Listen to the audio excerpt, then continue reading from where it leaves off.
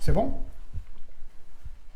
Good evening, everybody, and good afternoon to those of you over in the USA. My name's Claire. We're here this evening to celebrate the launch of a very special new cookbook written by our friend and one of the most loved chefs in the UK and around the world, Daniel Galmiche. Merci, that's very kind of you. That's a nice introduction. A quick look at the cover there. But before we talk about the book, we're going to find out a little bit more about you, Daniel. Yes. So, what I want to know is, first of all, what area or what region of France are you from originally? So I come from the east of France, a region called Franche-Comté, which is now Bourgogne-Franche-Comté, because both regions has been together. And I live, funny enough, Raymond Blanc is from the same region, actually. Okay. So we live on the Jura side, which is on the way to Annecy and the Alpes, and I live on the Vosges, and I live on the Vosges border of Alsace, great wine too. Okay. So that's where I live. So the feet of the mountain, small town called Lure, and I was brought up there, yes. And so when did your love affair with food begin? It started very early because my great aunt had a small holding and everything was made. It's not commercial farming, it was for the family and friends. And we had to participate. We used to go there on Sunday. She was a fantastic baker. And also the man was cutting the hair with a fork, which was a traditional thing in the field. I never wanted to go that way. I was drawn to the kitchen with the smell. You can see like Ratatouille in the cartoon and going like that, yeah. And helping her, and I was feeding the animal, and I remember very clearly because when we were feeding the hens on the small gutter things and the pig, we used to boil potato with the skin. Okay. And when they were warm but not hot, still limit, we had to crush them with hand and mix them with different from some barley, and it was so really so because I was tiny choppy. So that's something I remember, and I just loved it, and she was amazing. It's just one of these things. And so those are your food memories, but how did you get into cooking professionally? When did you decide that was what you were going to do? Well, I was, beside my great aunt, I was always doing a lot of things with Mum. I used to do the shopping for Mum. We used to work in a garden. We used to go and get the green bean, the small one. She never wanted the big one because it was too late. Then they were not extra fine anymore and not tasty, as you know what I mean. Yeah. And all this, and helping to turn the earth and plant with her and everything. And the cooking or the kitchen, I was getting up in the morning, I could smell already lunch cooking because that's the way the lady of the house. You talk about what you're having for absolutely, dinner. Yeah. And it was all like that, and it's just I just love it. And funny enough, I was good at a sport as well, and it was really a big dilemma for me because I really love the sport I was doing for nearly 11 years. Okay. I was doing judo. Wow. Judo was big in France at the time. No, but I mean, and I was really into it, and I was a regional vice champion and all this kind of stuff and whatever. And I could, if I carry on, make maybe the French squad or whatever. You never know in life. So that was really big dilemma when I decided, and I said, okay, I think I'm going into cooking. My dad was not very happy with me actually, because he's the son of a surgeon, and he wanted one of his son to be a surgeon or to be a doctor. He thought cooking, what would you look cooking for? It doesn't pay you working hours for nothing, it's crazy. So I said, well, that's what I want to do. So I was 15 years of age when I started my apprenticeship. So I stopped school, I passed my brevet and all this. And I said, okay, well, that's what I want to do. Okay, so apprenticeship? Apprenticeship, 3 years at the time. Okay. Yeah, very hard. Yeah, I'm sure. Oh, wow. Yeah, I'm sure. But I was lucky because attached to the restaurant in Luxeuil-les-Bains, the spa town next to my town, Famille Lalo, they had 3 restaurants, including they used to own La Napoule, where Louis Houtier, which was one of their commis, became the 3 Michelin star. Wow. In La Napoule. Incredible. Anyway, so we had a small holding attached as well to the restaurant. And his father-in-law was a butcher. So we had a lot of knowledge on how to make things, and knowing from the farm to the plate already at that time. So that was very good experience. I think it's my most complete experience still nowadays in my work, apart 2 really, really big restaurant influence for me. On the top of, I was on apprenticeship, of course, which was the Gavroche when I came in London. Well, I was about to say, how did you end up? Because when you came over to the UK, when did you first come? Was it in the 1980s, 79, 70, oh no, 77, 78. It showed my age, did. Yeah, I didn't want to say anything, but yes. But it was a jubilee. But, okay. My God, I never seen anything like it. The défilé, the carrots. Yeah. It was kind of wow, magic. Because we're not royalists in France. No, of course not. Well, we all know. But I mean, sorry. So we don't really know what to expect and the thing. And wow, and I loved it. It was really massive. Yeah. And at that time, it was not the kind of the same security. So you could see the whole défilé in London. And it was magnificent. But as a young Frenchman coming to England, and we only really at that time had a handful of, I don't want to say it, but the food scene was very different in the UK. It was very different. Compared to what it is now. Absolutely. Now in and the Roux brothers had already few restaurants. Yeah, so they the beginnings were there. They had the yeah. Gavers and they had the Gavroche. Yeah. And after that, later on came the Waterside Inn plus Lamartine plus etc. But I was, I think I was 18 and a half or something like that, nearly 19 when I came, Wow. Tough, huh? But only French people in the kitchen, only French people up front. It was completely 100% French, you know. But tough kitchen, but the learning was amazing. And the late Albert and the late Michel Hussein were really running that like unbelievable. Yeah. And but it was a real. I mean, the arrival of families like the Roux families was a real change in gastronomy in the UK then. But as a young Frenchman, when you used to dine out in other places, not the Gavroche, what was your view of what English food was like? Yeah, but actually, we were going to Soho at the time and eat in Chinese restaurant. Yeah. Because that's another, and it was really nice. Yeah. And you had, I don't know if you remember, but you had all these windows. No, you had all these windows with all the duck hanging for the. Yeah. Wow, it was wonderful food. Yeah. And so we used to go there a lot. Yeah. Really, that's because of the hours. Anyway, we finish at 2:00 in the morning, and after that, sometimes we didn't have the transport to go back home. I live in Tagebook Street. Okay. At the time, I remember very well that. And we're working. Well, we didn't work for lunch. We arrived just before lunchtime, and it was on rotation. Who makes the staff meal? I remember that. And after that, we all sit down together, and that I really loved. It was very French in that sense. Everybody's around the table, and different people was doing the food for the staff. And after that, mise en place. After that, before the service, we used to play football in the courtyard on the back for a little bit. And the second service in between was 2 services on night time. And between the first and second, that's the same. We had another half an hour playing a bit football outside. And we finish and we clean the kitchen fully. Yeah. And I don't think we left before 2:00 in the morning. Yeah. Long day. Yeah. Yeah. And sometimes we finish in discotheque in Soho. So I mean, 5:00 in the morning, you still go home. Yeah. I remember we used to go to a discotheque called the Kilt in Soho. I said, the hell would you? So when you look back, stories about that we probably can't talk about right now. No, of course not. But I mean, it's just when you go back, you realize, and time, like you said, have changed. Yeah. Now there's tons of magnificent restaurants. The food scene in London, it's and incredible, and rural, outside. and some pub and gastropub, and I mean it's completely different food scene in a relatively short period of time in the UK. Whereas historically, gastronomy in France has been there for centuries. There's pride and dedication to cooking. And it's only really in the last 40 years. But also, in France, people forgot then. The brasserie comes from region to town from household, and where your mother was cooking and this kind of town. And a lot of female chefs in France were mothers themselves on the top of running a small restaurant or a small bistro or a small in Lyon, the small bouchon or a small bouchon, and etc. It was suddenly family stuff and everything, and they transformed and became chef. But because the first 3 Michelin star in France was actually a female.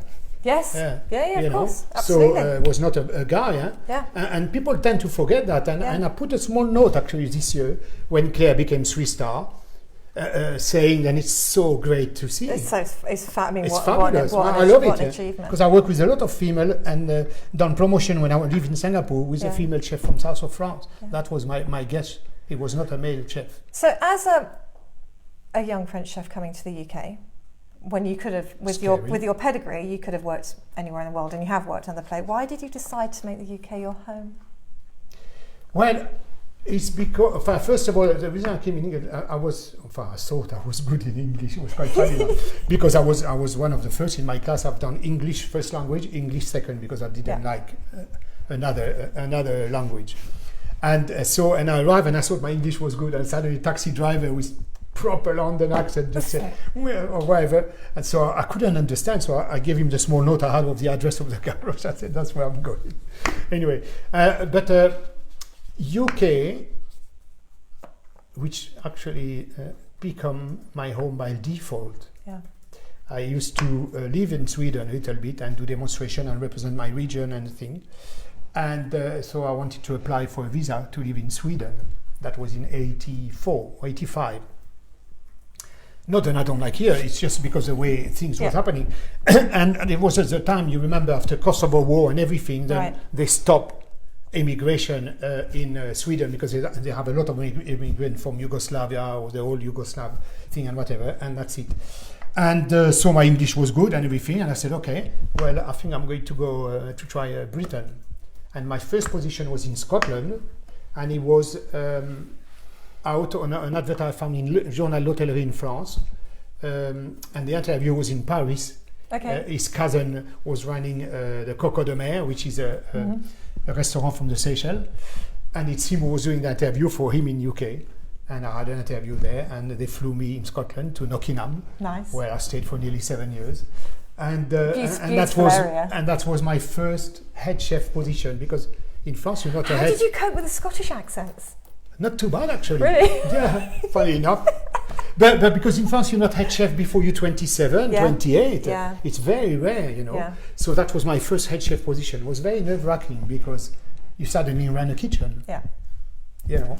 And we worked really hard. We had a very small team, a minuscule kitchen, almost that's it. Huh? And we were 3 in a kitchen to start with, and after 4 and 5. And we got a Michelin star, along with 6,000 in Scotland, and was only 23 in the whole UK. So along with me was Nick Nairn, was Betty Allen, was Hilary Brown, Mr. Wilson from, what's his name, from not La Potinière, so La Potinière, Heads Hotel, was in Northern Ireland, was the Irish guy, which is a friend of Nick Nairn. I don't know. It'll come back. So Nick Nairn had a Michelin star for his restaurant in Aberfoyle, and myself in Nottingham. Completely surprised. We never looked for it.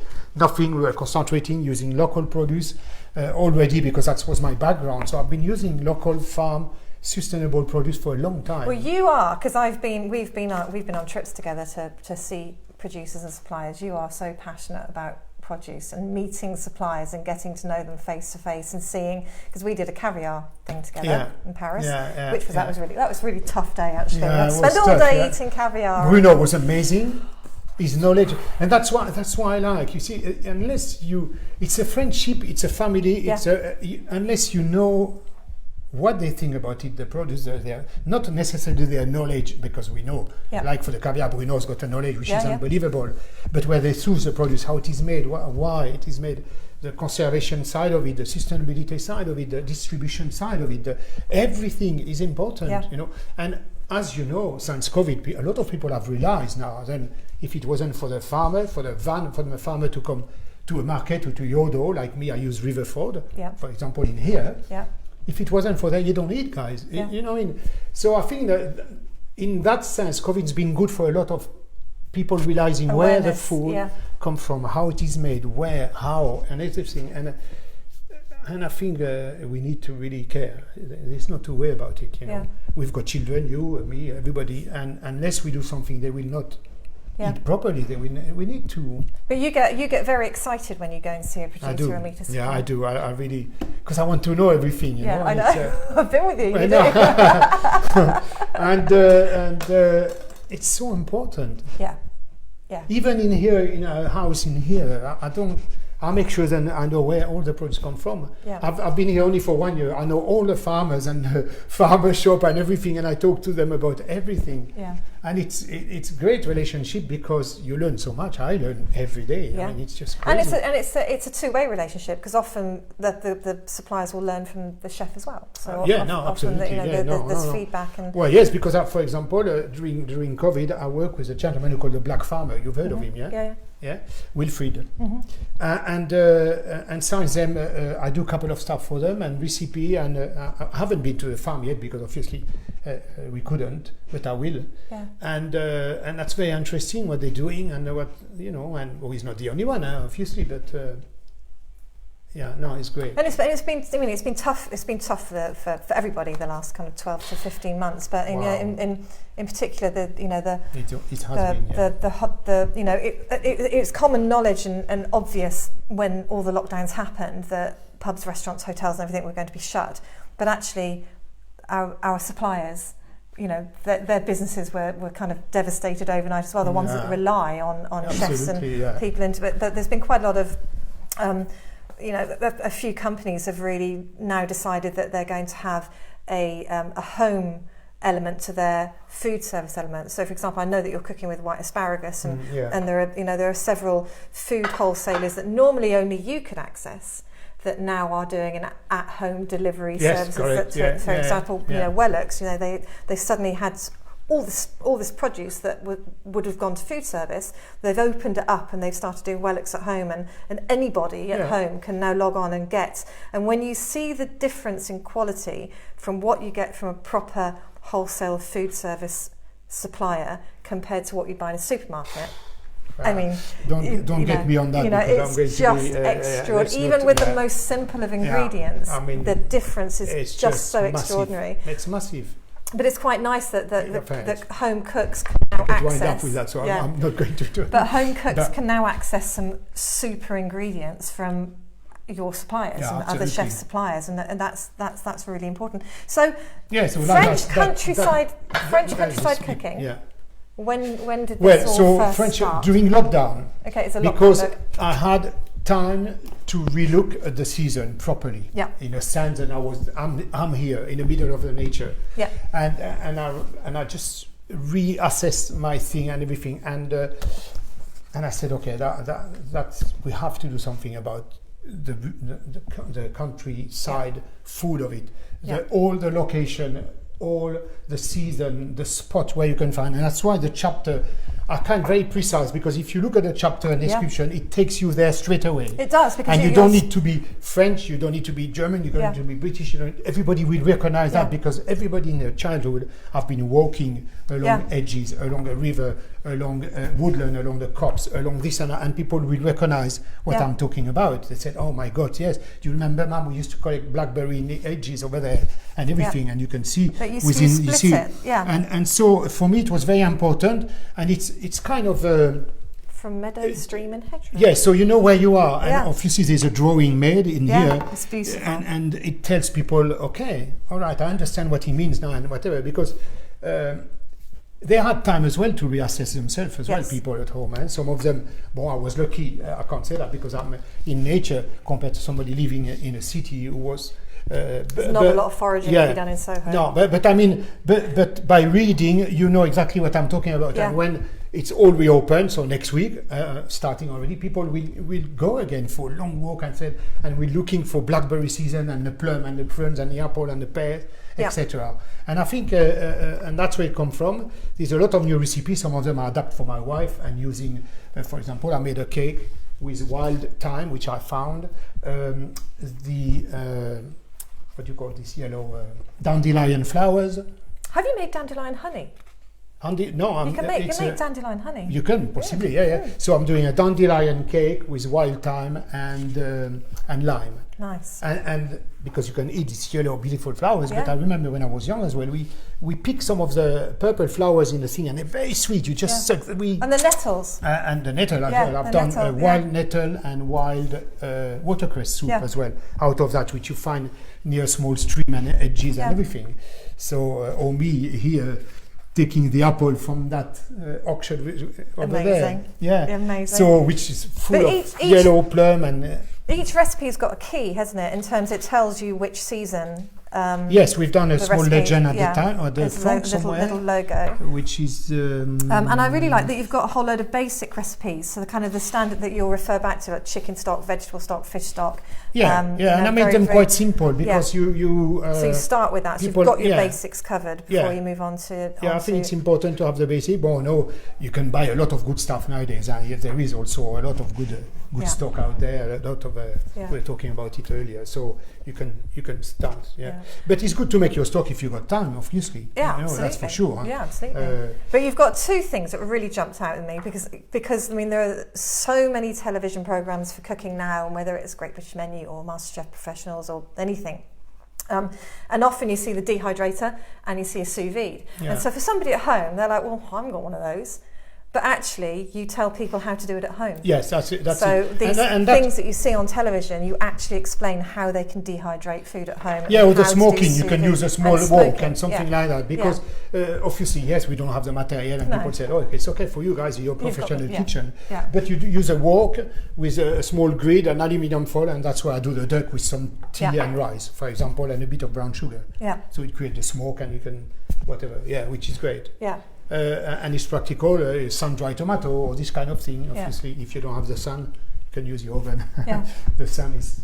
But often you see, like I say, you see these quite complex recipes sometimes on television. You go, oh, I'm not even going to try that because I can't dehydrate at home. But you're right. I think that's something when I do the books. That's something I think about it. First of all, can a family of 3 or 4 can afford a dish? Because that's very important. As we know now, people are struggling, and it's not fun for a lot of people. So we need to make sure they can afford the recipe. They got 3 or 4 people to feed. Can that whole recipe can feed those 4 people for the price I'm buying the produce? And that's why I recommend to go to farm shop, to go to farmers. And I would love to see every hamlet, village, whatever, have a small farm shop there and use what is around. We will come back to that, I'm sure, because we can't only have supermarket. It is not possible. It is not what we want. It is not what people want. And my son, which is 21, really cook already for himself in university and try to buy the best. Obviously, he's got his money of a student, so he do whatever. But when he cook. And 3 or 4 times a week he does cook. Yeah, that's nice. So it's great. Does he ring you up and go, Dad? Sometimes he does. He was on the phone when you arrive, and we always talk about food. He loves food. But I mean, so I would ideally like to see that, because you go to rural France, or where I live in my region, you can see a small, the bakers live in a village of 500 people, and next to it there's a butcher. They make all their charcuterie, sauces de morteau hanging, smell like, oh wow. Take a little plastic container, get it filled up with wine. Well, you can do that too, when they got an alambic in the back, say, come here, I've got some spirit for you. And suddenly it's 90 degrees. Because they can drink that, the farmer. But it's true. I mean, it makes a difference. And you've had 2 of your greatest friends write forwards for you for the book. And I just quote Raymond Blanc, says that you're a man of his own heart. Yeah, which is really so sweet. Well, I love Raymond. We go back for a long time. And I never work for Raymond. That's a thing, because people might think, oh, see, if he does that's because Daniel worked for him. No, I never. But we are from the same region, we understand each other. And although he's got 10 years different with me, his brought up was the same as mine. And his mum sadly died last year during COVID. And it was a big sadness for him, because obviously he's like me with my great aunt, learn everything, foraging and this and that. And I told him one day, we need to go, you come in my region and we do the other thing. Because in my region, that's where I grow all the myrtille, blueberry, sauvage, on the top of the Vosges. There is field and forest of it. I mean, amazing stuff. Anyway, so and also I lived in Singapore for a while. And who came to do a promotion in a raffle? Raymond Blanc. And his first visit was Daniel Galmiche as a Duxton. We were the direct competitor with the raffle. We were a small boutique hotel, the only relais chateau in Southeast Asia. I was executive chef there. It's called Restaurant L'Aigle d'Or. And Raymond came, and I remember always he came, and I was just putting my new a la carte on and talking to the owner, and he arrived. He said, I want to try all your dishes. Like that. No pressure.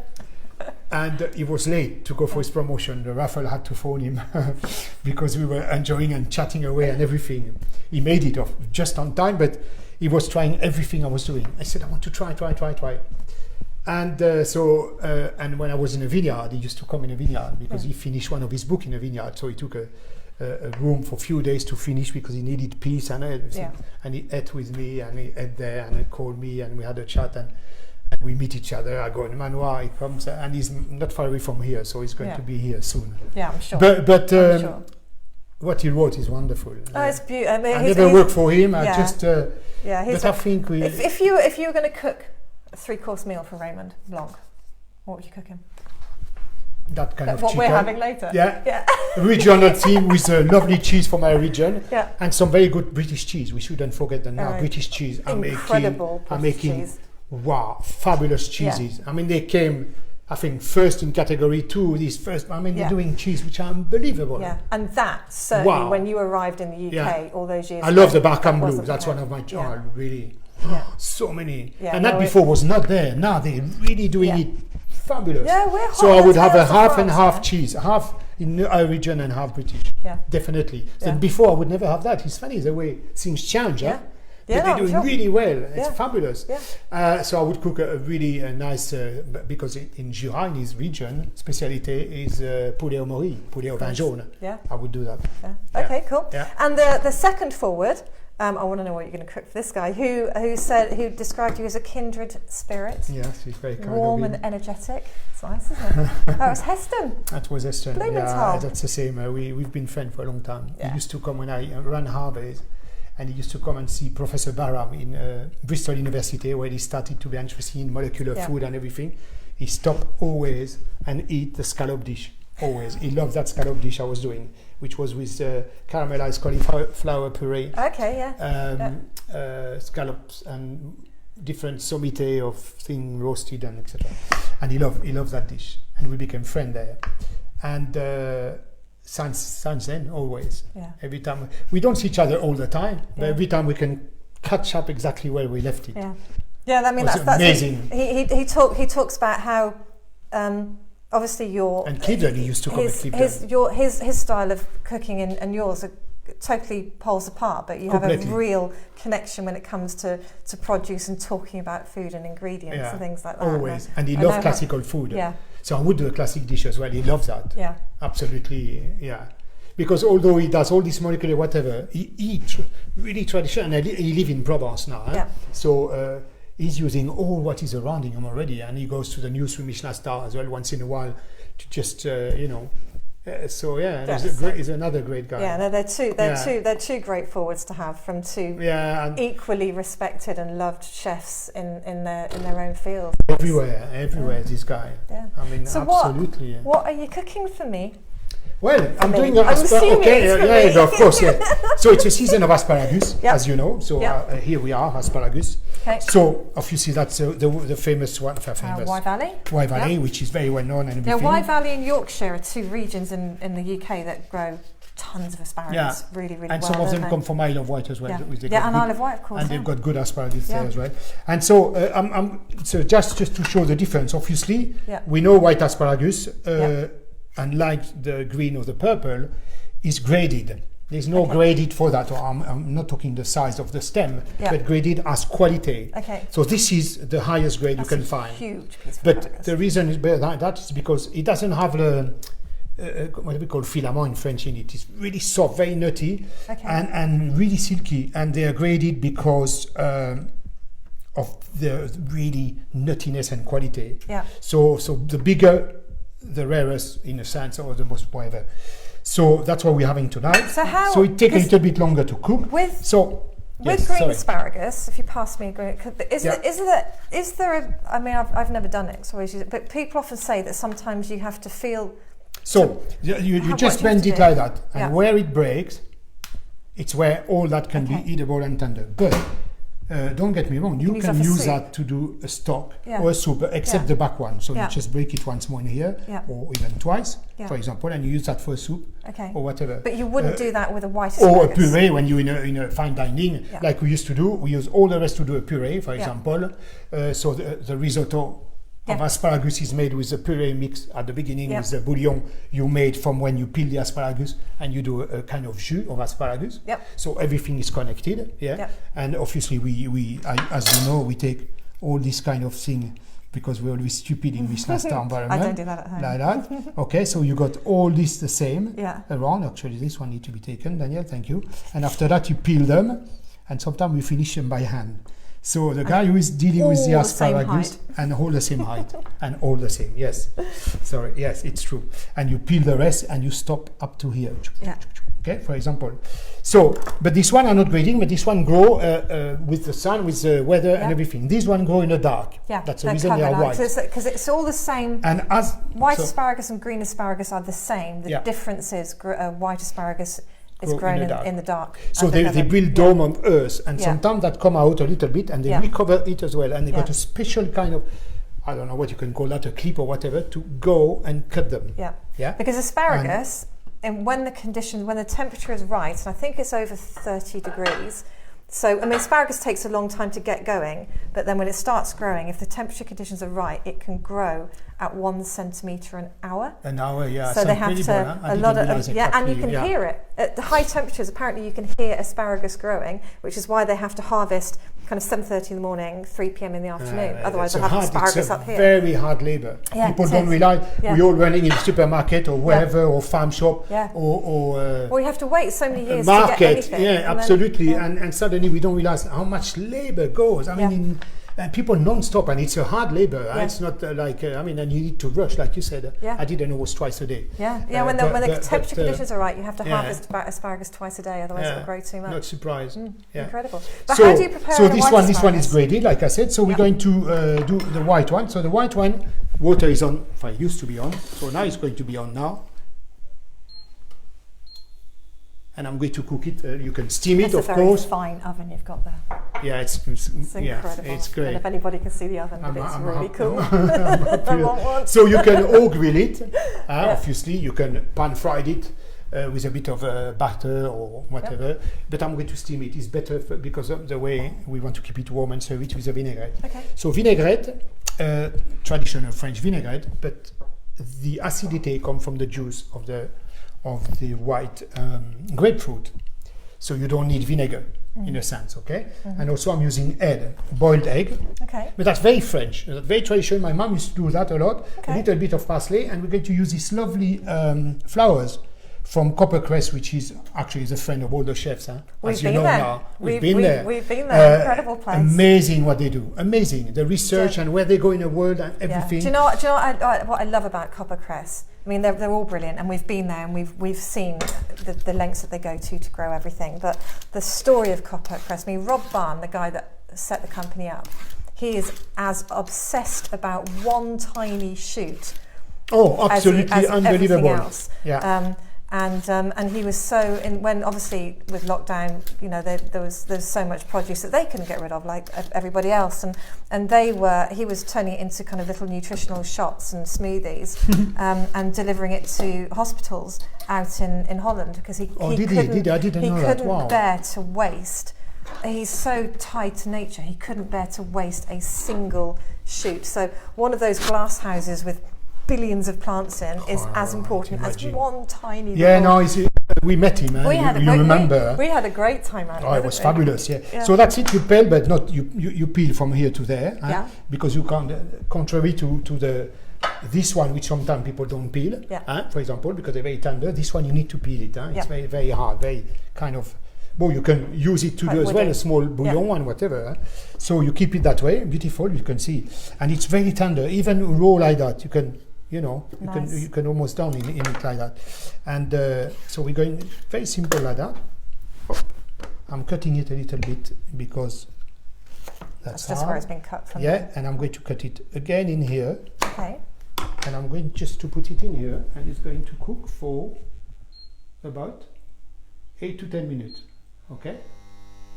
Yes. Quiet. I've just noticed something. What? You're cooking in your socks. Yes. Oh, it's an underfloor. Sorry, actually. Underfloor. Yes, and actually, you're quite right. I think I might even forgot to. No, it's fine. Chefs in socks. So there's something in that. Yes, look at that. I'm quite often cooking something quite funny. So, a vinaigrette traditional, I mustard, but me in a vinaigrette, I do a lot of my dressing, very different than a lot of people, because my mum showed me to do the traditional dishes. It was passed from her mum and this and that. Yep. So I mix a lot of stuff, and my wife love it, and she always tell me you need to bottle everything you do as dressing and sell it, because nobody knows how to make that. But that's because she's my wife, and maybe she's been kind. Okay, so grapefruit. So I'm going to French. You have got the better word for grapefruit, which is pamplemousse. Pamplemousse. Pamplemousse. Pamplemousse. It's much nicer than grapefruit. Yeah, pamplemousse is great. Yeah. Yeah. But my wife love French because of that. Not because of me, but because of that. So we're just going to do a little bit, already. And to do the segment. You can smell it already. Yeah. Yeah. Like that. While behind is cooking. Yeah. And you're using a pink grapefruit as well. Yes, just to grate on the top of it, and some of the floral, zest, and it's a little bit more floral. Yeah. And what you leave in here, you just take this side up.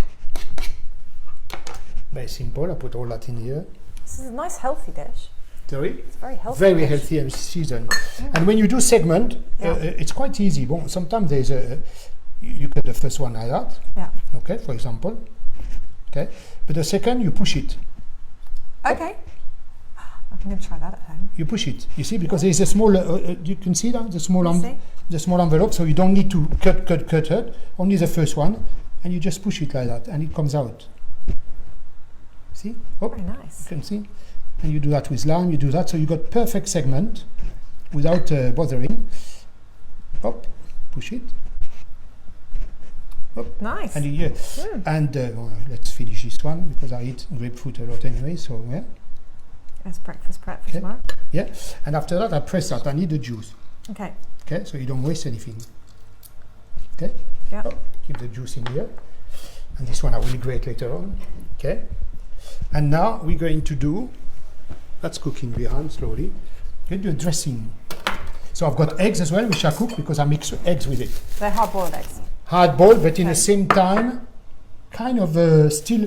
There's a part within egg yolk which is orange in here. They are how long would they have cooked for? This one 9 minutes, and I left them for one more in the pan in the water, and after that I remove them. Yeah.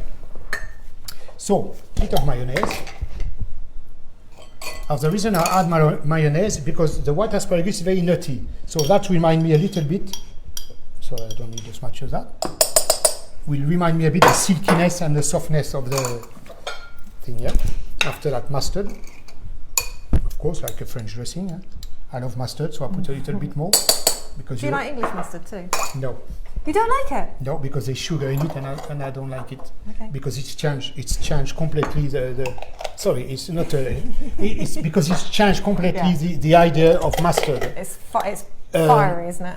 No, as well the sweetness not need to be there. Sorry, I don't want to. No, I have to say I like Dijon mustard. So you put that. That is it's your acidity. So that means you don't need vinegar. Okay. Okay. Because pink grapefruit compared to this one, which is more sweet, this one is much more acidic. Okay, much more green, much more grassy. This one is much more flower, if you know what I mean. Yeah. Yeah. So there and there. I use a pepper from Kerala, India. It's called Wayanadhan pepper. I love it's unreal, and I use black and not white because a lot of people will use white, so you don't see the pepper within the sauce. But I don't care. I'm at home, and we're cooking at home. This pepper smells like unbelievable. Yeah, it's very it's so different to pepper that you'd get from a normal pepper. Wonderful. Pepper, Dijon mustard, mayonnaise, grapefruit juice. Correct, and a little bit of salt, yeah? A little bit of salt. Okay. I'm always careful with salt at the beginning. You can never take it out, can you? But you can always add it. Yeah, absolutely. Yeah. I think somebody told you that, no? Yeah. Okay, so it's nothing complicated. I mean, it's okay. And I think I've got the oil somewhere. So the oil, I use kind of soft olive oil instead of a very hard one, which is made more for You've had some great reviews on your book already. I know it's available on Amazon, but you've had some really, really great reviews. Well, I think people saying that they love the fact that you talk about where the produce comes from, that the recipes are easy to understand and the techniques are easily explained. Every page has recipes I want to try. Somebody else put. That's very kind of them. Yeah. That's on Amazon. But it's because, and you will know that because of what you do. A lot of chefs don't think about home and house. And I don't name nobody, whatever. We all been the same. I had Michelin star, and we all think blah blah blah. Yeah. But I find sometimes that things are made to impress another chef instead of being wanted to cook and share and make sure that people do your recipe. If you know what I mean. And that's not criticism. We all pass that. I had 4 different Michelin star restaurants, and we all a little bit kind of, I want my second, I want my third. I mean, it's kind of automatic. Yeah. And but we need to think about that. Like I said earlier, do we know if people can afford it? Can we make a recipe which is simple enough, but also they can afford it? Yeah. And if they can't afford it, and if it's too complicated, they will not buy your book. I guess I don't know. So vinaigrette there. Now the egg. Simple. You're going to grate the egg or chop the egg? I've just chopped barely. Just chop, grate the egg. It's so simple. You can do that. You can grate. That's a farm egg. So what I was saying. For me, that's perfect egg. Voilà. That's how I like to so yes. So I need that as well. The softness, a little bit of it, and the color on the plate. And you just really. It's not nothing scientific in here. Okay. Voilà, that's all. Boom. Same of that one. You just brush it like that. There's nothing. We're not in a fine dining now. We're doing cooking. I think we've got some questions coming in. Questions are good. I like questions. What are the questions? We have one that is, Daniel, what's your favourite meal to eat personally? What's your favourite meal to eat personally? Wow. This could get you into trouble. No, it's not actually. I home. Cook quite often a lovely chicken casserole from my region. That's mean coq au vin, vin au vin jaune, or a coq au vin, the red one from Burgundy, for example. I like that very much. And it's very convivial because that's what we're having. That's what we're having tonight, guys, yeah? Okay? You put on the table, people help themselves, it's fun. Yeah. I like convivial food, and I like to share, and I guess that's why I cook. Yeah. And I guess when I start cooking, I never thought about Michelin star ever, although I work all my life only in Michelin star environment, and it did help me for my discipline, for my learning, for everything. When I started to be head chef in Nockingham, just happened. Yeah. I cook for the customer. I used to go already there to see the customer. And it's just happened, yes. Yeah, fantastic. And do you do a lot of kind of slow cooking in the winter? A lot of what, sorry? Slow cooking. Slow cooking. A lot. Yeah, I love slow cooking. A lot. It's just the best thing when you can put a pot of food on the table. It's wonderful. All the washing up and everything's done. And it's slow just cooking and marinate first as well, always overnight or this and that. I don't smoke in here. No. Anything smoking, I don't do. No. Nothing about. A bit more pepper there. Voila. So that's ready. We just have to weigh the asparagus, and that's going to be simple. Now, add a little bit with my beautiful knife. Any other questions? Linked to that question, what meal do you cook on Christmas Day for your main meal? What do you cook on Christmas Day for your main meal? So I've got a dilemma because my wife can only eat certain stuff, and so I never cooked turkey, I never cooked goose or duck because my wife can't eat it. So we eat chicken instead. But the way a good chicken, though. Like the one we're having later, which come from the farm, who's been killed yesterday and plugged today. Did you kill it? No, I didn't, but I finished the plugging. Okay, so that's a simple thing we're doing. And that was parsley you just popped in there. I just put some fried parsley, but you can put chervil, you can put chive, you can put tarragon, I suppose.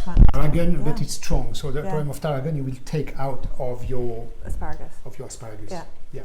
Fantastic. Okay, and that's it. Okay, it's done. I think the asparagus is cooked. Let me check. So to check, you just put the thing there. So that's taken just a few minutes to... Yeah, about. You need another minute, you see. Okay. Yeah.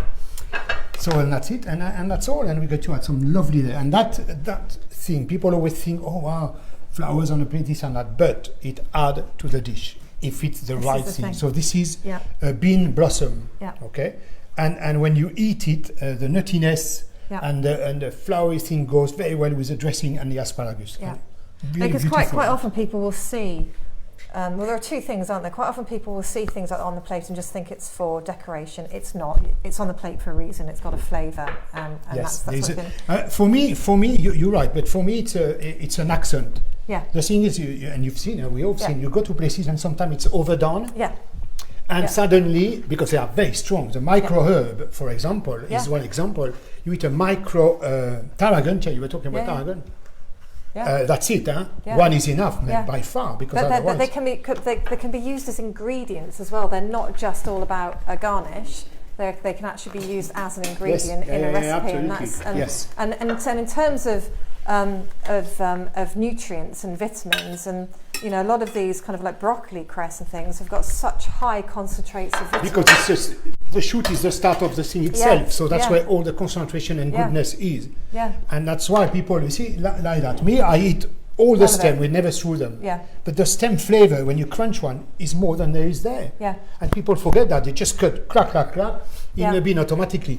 So I use, when I make soup, for example, or watercress, whatever, I use all the stem of the parsley as well, for Yeah. example. But it's nobody's fault. There's a lot of things never been said. Yeah. And on the top of that, the curriculum vitae in school, they took out Yeah. cooking lesson. Yeah. And absolutely what a right. mistake. Absolutely They right. cooked out the provenance. We used to take children to visit a farm, Yeah. and they know. And I've got an anecdote about it. When I lived in Singapore, there was a big thing done by the government because they realized that nobody knew where the produce come from. And Singapore is ultra modern, and people love shopping. That's a habit and a hobby of everybody. And so many times at school, where does the milk come from? Carton box, for Yeah. example. All this, and the government made a deal with Australia, with Australia, and took school in Australia and Tasmania to show people where things was coming Yeah. from. I mean, it's just Yeah, it's been the same. There've been newspaper stories in the UK It's of just kids unbelievable. not knowing that chips came from potatoes, and it's just no. like. Mate, can you believe this? It's for me. I know. It's frightening. I know, This kind but, of thing. But you know, we're taught so much in school that, you know, I remember learning Pythagoras theory, which I've never to this day used. But I know some people do. But I was never taught how to make a pie. And there are life skills in learning cooking at secondary school or even primary school level. Okay, look at that! How beautiful and shiny and nutty. You can smell it. Oh, it looks like salsify when it's Yeah, like that. yeah, doesn't it does, and it's really nutty. You can and- smell it. Yeah, it's got such Yeah, it's you got can- a great fragrance. Yeah, great fragrance. So it's simple. You see, it's massive, huh? Yeah. But you'll see when we try it. It's just like gorgeous. And a simple vinaigrette, which you just put in it like that, with egg. It's a very elegant looking dish, isn't it? Yeah, it's just voila, and it's so tasty and so good for you. I mean, see, that's why what I like when I do the eggs like this. You can see all this yellow part there, which are Nice. barely cooked but cook enough. Okay, and that's it. You just drop a couple of stuff like that because we're going to be fancy now. Voila, or not. Voila, and this lovely blossom which goes absolutely perfectly with it. Look at this. That's so pretty. And that's all. We don't need nothing more. Et voilà. And do you put grapefruit zest? And we're going to do this. Absolutely. I'm glad you reminded me. Pamplemousse. Pamplemousse. We're Oh, going to smells drop, good. and we're going to. You can smell it already, Yeah. because the oil is working. Yeah. Oh, it smells incredible. Voilà. Daniel, that is such a lovely dish. Voilà. And that's And- so easy for somebody Voilà, to do that's at all. home. And really simple. Yeah. Wow. Look at that. So you can eat. But the it, aromas but coming off it are just it's extraordinary. beautiful aroma, the white. Yeah. And that's why I was choosing the white. It's coming now in UK. People shouldn't think. There's a lot of shops who are doing it.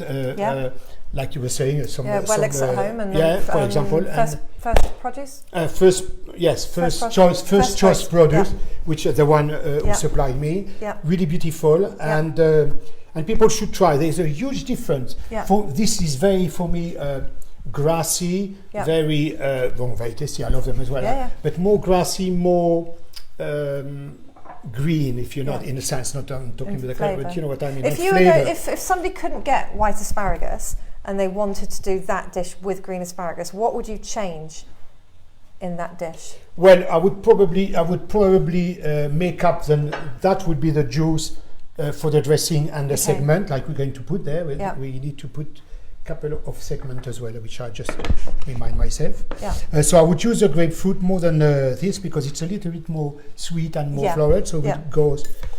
So in the vinaigrette, you'd use pink quite- grapefruit rather than white grapefruit. for that, for example, Yeah. yeah. But everything else you'd Yeah, keep the and I same. put this lovely segment in here. See, you can see that. Oh, voilà. Yes, I would change that, and I would keep the eggs. That's Because all. a lot of people might have really easy access to green No, asparagus. I like know. say from the local I'm very farm well shop aware, or but something. I wanted to Yeah. show them it's not only the green Yeah, it's or the not only the purple, green, yeah. but also the white, which is absolute delight. Yeah. And I mean, it's a beautiful single pot. You can eat that in a brasserie. You're bloody happy, huh? Totally. Absolutely, no, Yeah. no qualm about it. Huh? Yeah. And so I hope. What would you drink somebody with that? Huh? What would you drink with it? A glass of white. Yeah. Any particular region, style? Maybe Alsace, probably. Actually, yeah. Yeah, Nice Alsace. probably a nice Alsace one. Yeah, I live not nice far away from Riesling. Alsace. Yeah. So nice Riesling with that. Yeah. Beautiful, crisp, and yeah. Fantastic. Yeah, I think we've got another question. Got another question? Yeah. If there was only one herb that you could have, what would it be? One herb. I know which one I Oh, wouldn't. well, I'm an absolute big fan of chervil. I like chervil. Absolutely love chervil. And a lot of people say it's very anisey, but it combines so well with a lot of dishes, and especially in soup. I mean, you do your soup, and at the last minute, you just chop some fresh chervil and strew it in. Wow, that's possibly my favorite herb. I know which one I could do without. It's coriander. I just don't like It's difficult because it's so strong. Yeah. Coriander suit really well Asian food or Indian food, whatever, because of the character and the spices, the way they're using it. So coriander, I would say, is probably perfect for that. For French food, it's a little bit more delicate, the food, and I find coriander too strong for it. Yeah. You know, and difficult to dose. The dosage of coriander, I find that very, very difficult, I think. Yeah. But chervil, I love chervil so much. Yeah, chervil is really, Oh, really wow. great. And do you make herb butters and things like that and keep them in the fridge? Do you ever do that? Sometimes. It's so easy, isn't it? Yeah, it's so Such easy. good- such a good way. And that's another thing I find. I find people are not a normal herb butter or a beurre like we do with the lemon in it and beurre maître d'hôtel. Sorry. Now I find a lot of people. You go to a restaurant, they got a crusty bit of bread, whatever, and they got different butter, smoked, unsmoked, salty, unsalted. Why? Yeah, Why? I just like butter. I mean, just salted butter. buy a proper butter which is top.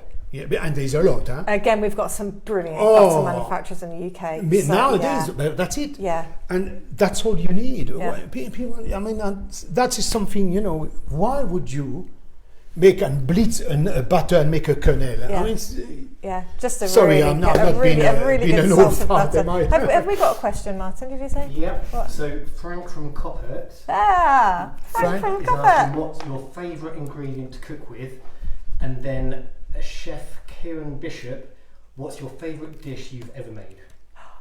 So 2 questions. So what was the first one again? Favourite Sorry. ingredient to cook with? After the Coppert. I'm a fish lover. Yeah. Absolutely. Fresh water or sea? Both, it doesn't matter. Sea possibly preferable for me, but I love fish, absolutely. Yeah, that's my passion. Yeah. Absolute passion. Are you a fisherman? You've been out to Norway fishing? To Norway, because I represent Norwegian. Look at this one, it's even better. Nice. Because I work with Norwegian Seafood Council and I like working with them because I like their ethos. I like what they represent. I love, and he knows that. They know that. I'm passionate with that. Fish. I love fish. I love working with fish. The simplest way possible when the fish is super fresh, no complication either. Yeah. Yeah. And from Kieran Bishop, your favourite dish you've ever made?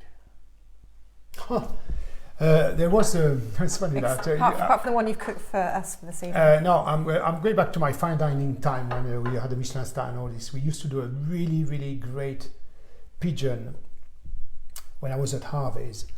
I think, if I'm right, was with a little bit of star anise in it.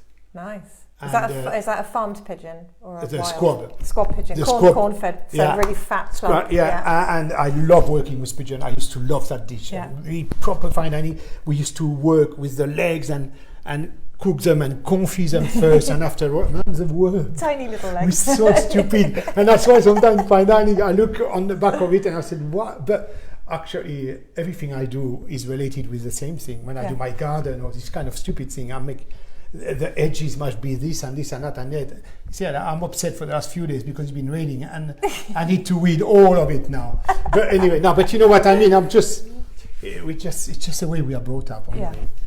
But actually, it's a good life discipline in a sense. You know? Not to be completely crazy about it. If something drop on the floor, it drop. But I mean, precision, just doing everything in a yes, precise I like way. that. So the speech and dish was one of my favorite. Yeah. What's the one classic French dish that everyone should master? Bœuf bourguignon. We're French dish, classic French dish for everybody to master. If somebody can do a great bœuf bourguignon, first of all, it's a great entertainment. It's a great in the middle of the table. A good bœuf bourguignon is, or even a good coq au vin. Or a good, I mean, there's so many traditional coq au vin, bœuf bourguignon. Yes, I would say that's a two kind of tip-top stuff. Yeah. Yeah. I'll pass your test things. I make a wicked beef bourguignon. Right. Yeah. I'm coming. Yeah. Big pot of beef bourguignon. Okay, I'm coming. Load of crusty bread and some wine. Okay, shall we go, guys, for it? But you're cooking for us this evening. So the book is on Amazon. Amazon is going to be in Waterstone when they reopen, and all the other big, all good bookshops. And all my websites, if some. And I was about to say, because quite often people want to have a book dedicated or autographed or signed. Yeah, so I do that through the website. Do that through Daniel Galmiche or through Cookbook. Daniel Galmiche.co.uk. And it's being featured on Cookbook, as in ckbk. Yeah. For the next month. Which is great, thank you very much, fantastic. Guys. And this will be appearing on there. Really nice. So, what is next? What are you doing next? As book, you mean? Or? Well, I don't know, just in general. What are you doing next? I've just put forward an idea for another book. Okay. Which I'm not going to talk about it yet. Go on. No, I can't. Okay. but I think it'll be really interesting. Okay. Really different. Do you find it quite easy to sit down and write? Do you have to? I enjoy much more than I used to. Yeah. And you can see in here, for example, when you read all the chapter, I wrote all the chapter heading while walking to that different spot. Nice. Yeah. And my wife really loved it. My wife is an ex-actress of the Royal Shakespeare Company, and she's she can really done a lot. She's got degree in English writing and this kind. And I always pass on to her first, and she said, "There is nothing to touch. You leave it that way." And because that's the way I feel, I guess, as well. But also the style of the book is kind of like the 1920. Well, it's 2021 now, isn't it? But it's like the Roaring Twenties kind of, Yeah, well, based myself, do you remember the publicity? Big poster about Monaco Grand Prix, the train, Orient Express going from there. That kind of all this, and I love that. And I said that's what we need. That's to reconnect a little bit with all this kind of chapter and talking about it. Yeah, you need a flapper girl with a glass of champagne, dancing across yes, I forgot that one. She's knocking, she's waiting to come in. And the drawing are lovely, and it's charming, and I'm very happy with it. I'm thinking, and now for the next one, I've got already a lot of ideas, a lot of things, and even for the drawing for this. And I might actually in the next one, I've got a lady who draw. Wow. Who draw fish. Yeah, because your brasserie cookbook. When did you publish that? Your French 2011. Yeah. That's been reprinted so many times. They're just reprinting 5,000. So you've sold so many of those books. It was in 7 languages and 14 countries. Yeah. And they reprinted for Germany as well twice. Yeah. I didn't realize German people love cookbook. Really, really enjoy that. Yeah. That's incredible. It's incredible to have so many reprints of a title. So. I'm very pleased with that, and it's special because it's your first book, and I think it's completely what we spoke about today, all the explanation of my background and why and this and that, and all these dishes which people relate to. I think it's important, like in here, people know the spot I'm talking about, and in the first book they know all the recipe, the classic you were just asking me about, what kind of classic shall we do, whether it's a bœuf bourguignon, whether it's a coq au vin, whether it's sauerkraut, but all with a twist and make it accessible and easy and understandable. People need to understand as well what they're doing, And you're doing travel being well. You're doing a couple of residencies, I believe, later on this year. Are you going to go? Yes, I'm going to the Azores. Nice. With a lovely, I love this guy. We just met during the World Summit in Ukraine 2 years ago.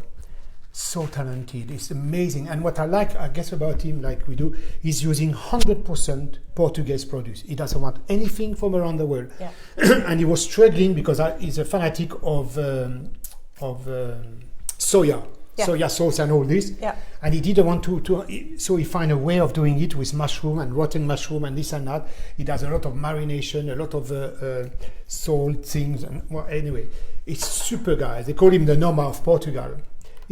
Portugal's really kind of. Oh wow! And the wine they've isn't got, it? the wine which people ignore, the amount of gorgeous wine. And biodynamic and organic. I lived in Portugal. I speak the language. I'm lucky. I'm not completely fluent like in English, but I can. I go by everywhere, and I love the language and I love the people. I always did, and so I guess the connection came like this. And I think it's not confirmed yet, but I think I'm doing Singapore as well. Fantastic. Possibly at the end of the year. Yeah.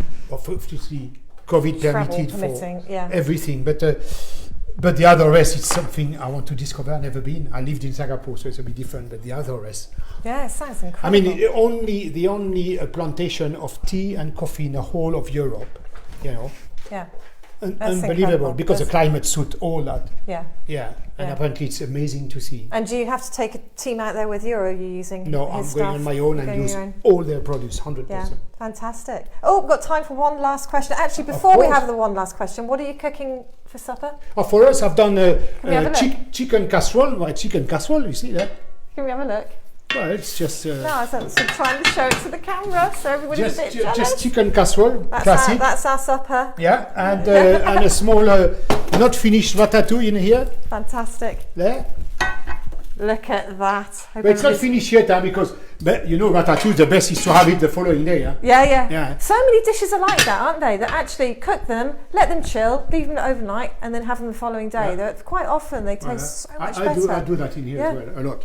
Yeah. Okay, so what's our last? Sorry. Yes. Why last question? So Daniel, when you're cooking at home, do you keep a food journal of the dishes that you've made you want to remember? Do you keep a food journal of dishes? I think my wife more than I do, because she keep asking me. But during COVID, I made a lot of recipes for my wife because of her illness. Mm-hmm. So I had to establish different things and using, not more natural ingredient, but much more resourcing and much more thinking. Yeah. So she took note of the dish I've done differently than usual, and I use I'm not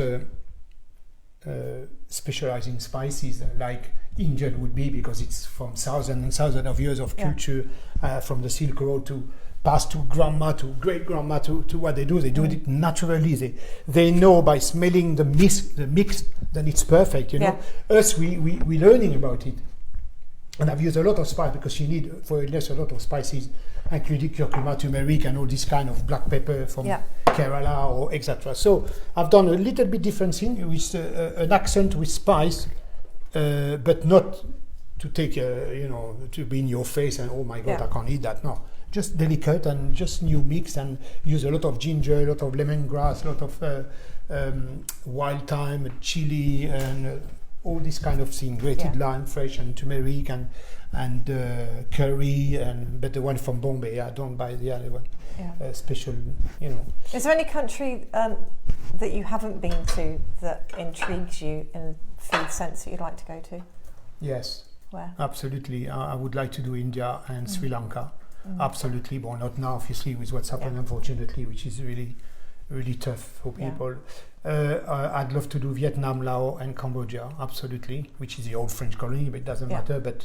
But they've got and follow the river, all the Chao Phraya, it's called, all the river will go across all that, because they cook differently along the river than anything. So I want to do all that trade, and Latin America. I'd love to go to do Chile, Peru, Bolivia, Argentina. And Fantastic. Brazil would be good. So that's a 3 place I'd love to do. Absolutely. And north of China, which apparently is amazing too. Wow, but fantastic. there's so many. The world is small but big in the same time. There's so many interesting cultures and all of their ingredients and produce and recipes that they massive. use. If you just take Indonesia, Malaysia, and all. I live in Singapore. I used to go in Malaysia. Well, I can't take the strength. The food they're eating, the strength of the food, I died. I mean, I just like, wow, I become red like that and put my head in a cold bucket. But they make some lovely food. Yeah. If you can have a laksa, which is not too strong, I mean, it's wonderful. How are you? And I like to eat with my finger. How are you with pastry? Do you like pastry? Not too bad. Not too bad, actually, because when you learn in France... Often chefs don't like doing pastry. When you learn in France, you have to do pastry at the base. And after that, it's a nice direction. Yeah. People separate pastries and things. Yeah. But I do classic pastry. If I put my head to it, I can... But I haven't done too many pastry for a long time. Yeah. But I do my mom tarte aux pommes in here. I do the cake for the books. I do all the dish for the book. And here, and... I enjoy that, but you need more time, it seems to me. So who had to eat all of the food when you were doing your photography? My wife. What's for lunch today? That's page 29. Except for beef, I know she doesn't eat beef. Fantastic. I think it's nearly time for a glass of wine. Oh yes. So, Chateauneuf du Pape for all. Chateauneuf du Pape. Thank you everybody else for joining. You, Don't forget, thank you the very book much is available on Amazon, all good bookshops, Waterstones, through Cookbook, through Daniel, self-signed copy through Daniel's website. And we're going to have some chicken casserole and Chateauneuf du Pape. Yeah, that's all right. Thank you very much.